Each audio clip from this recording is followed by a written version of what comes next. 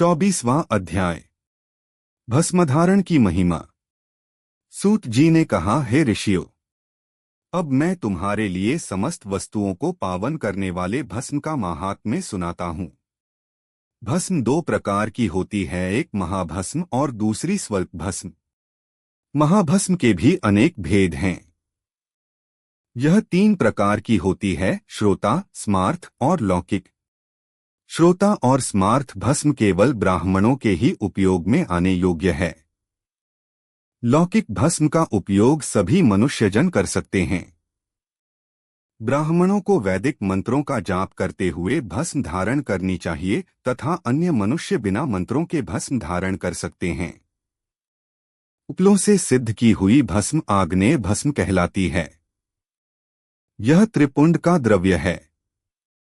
अन्य यज्ञ से प्रकट हुई भस्म भी त्रिपुंड धारण के काम आती है। जाबाली उपनिषद के अनुसार अग्नि इत्यादि मंत्रों द्वारा 7 बार जल में भिगोकर शरीर में भस्म लगाएं।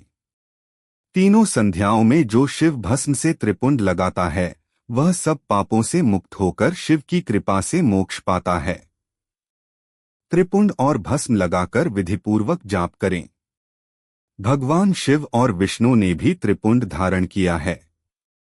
अन्य देवियों सहित भगवती उमा और देवी लक्ष्मी ने इनकी प्रशंसा की है। ब्राह्मणों, क्षत्रियों, वैश्यों, शूद्रों, वर्णसंकरों तथा जातिभ्रष्ट पुरुषों ने भी उद्धूलन एवं त्रिपुंड रूप में भस्म धारण की है। महर्षियों, इस प्रकार संक्षेप में मैंने त्रिपुंड का महात्म्य बताया है।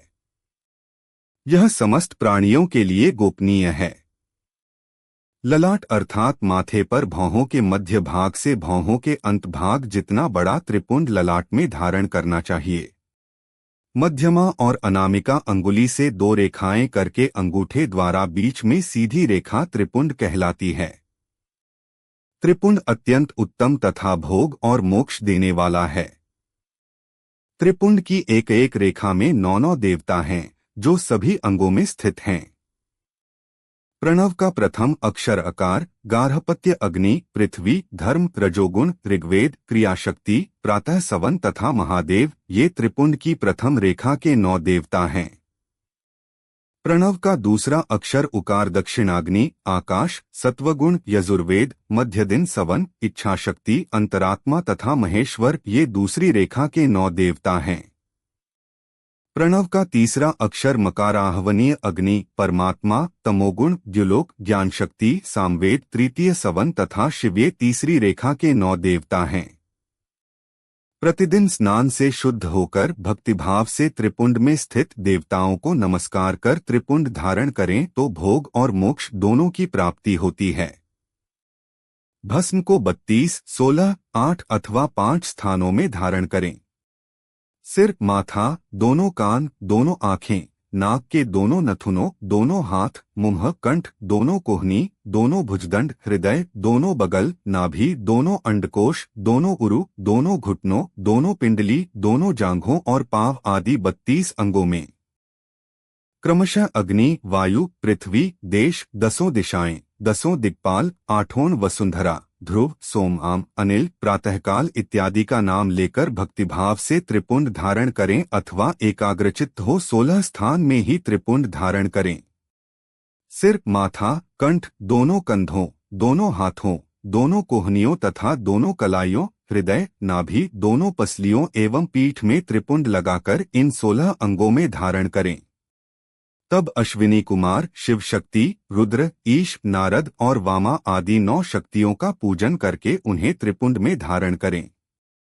सिर, बालों, दोनों कान, मुंह, दोनों हाथ, हृदय, नाभि, उरुयुगल, दोनों पिंडली एवं दोनों पांवों इन 16 अंगों में क्रमशः शिव, चंद्रमा, रुद्र, ब्रह्मा, गणेश, लक्ष्मी, विष्णु, शिव, प्रजापति, नाग, दोनों नाग कन्या, ऋषि कन्या, समुद्र तीर्थ इत्यादि के नाम स्मरण करके त्रिपुंड भस्म धारण करें।